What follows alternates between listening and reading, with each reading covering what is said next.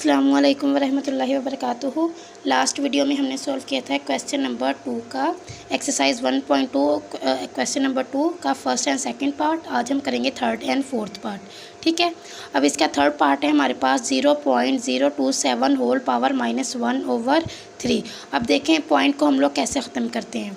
हमने ये सीखा था 4-5 क्लास में भी ये वाला कॉन्सेप्ट है कि आपने पॉइंट को कैसे ख़त्म करना है। अब देखें जहाँ पर भी सबसे पहले आपने लाइन लगानी है, डिनोमिनेटर में आपने लिखना है पॉइंट की जगह आपने क्या लिख देना है 1। फिर आपने देखना है कि पॉइंट के आगे कितने डिजिट है, 3 डिजिट्स हैं, तो आप यहाँ पे क्या कितने ज़ीरो लगाएंगे 3 ज़ीरो। अब देखें जो आपके पास ये फुल नंबर है, इस नंबर को आपने यहाँ पे लिख देना है। ठीक है, अब ज़ीरो की स्टार्ट में कोई वैल्यू नहीं होती तो हम ये ज़ीरो नहीं लिखेंगे, यहाँ पे लिखेंगे जस्ट 27/1000।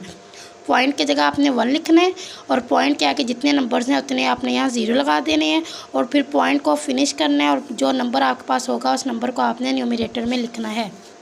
तो यहाँ पे मैंने लिखा 27/1000 होल पावर -1/3।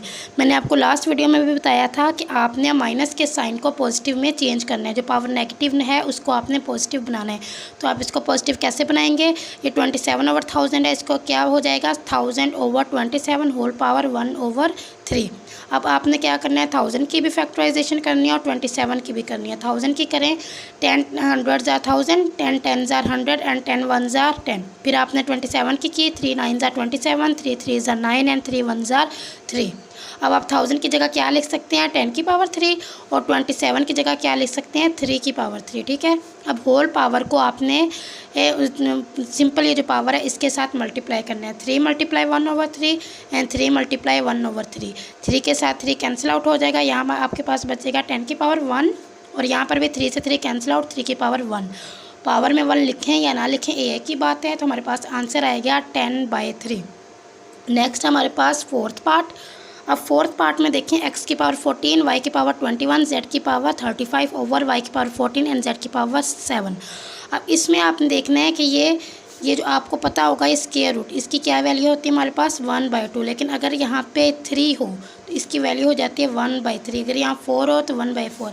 अब यहाँ पे 7 है तो अब यहाँ क्या लिखेंगे 1/7। होल पावर क्या हो जाएगी 1/7। अब आपने इस होल पावर को मल्टीप्लाई कर देना है इन सिंपल जो ब्रैकेट के अंदर पावर्स हैं उनके साथ।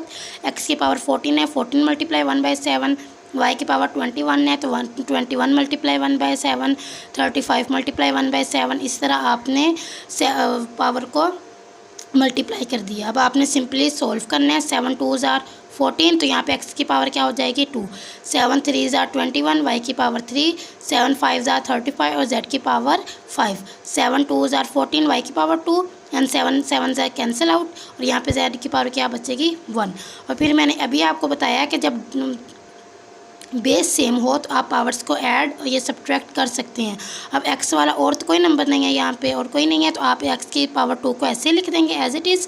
अब आपने देखना है y की पावर 3 और डिनोमिनेटर में है y की पावर 2। मैंने बोला था जब डिवाइड हो रहे हो तो आपने पावर्स को नेगेटिव माइनस करना है, मल्टीप्लाई हो रहे हो तो आपने पावर्स को प्लस करना है। ठीक है, तो ये y की पावर 3 है, y की पावर 2, ये माइनस हो जाएंगे 3 - 2 और यहाँ पर देखें z की पावर 5, z की पावर 1, ये भी माइनस हो जाएंगे 5 - 1। यहाँ पे बचेगा z की पावर 4 और यहाँ पे 3 - 2 1, x की पावर 2। ये है हमारा आंसर।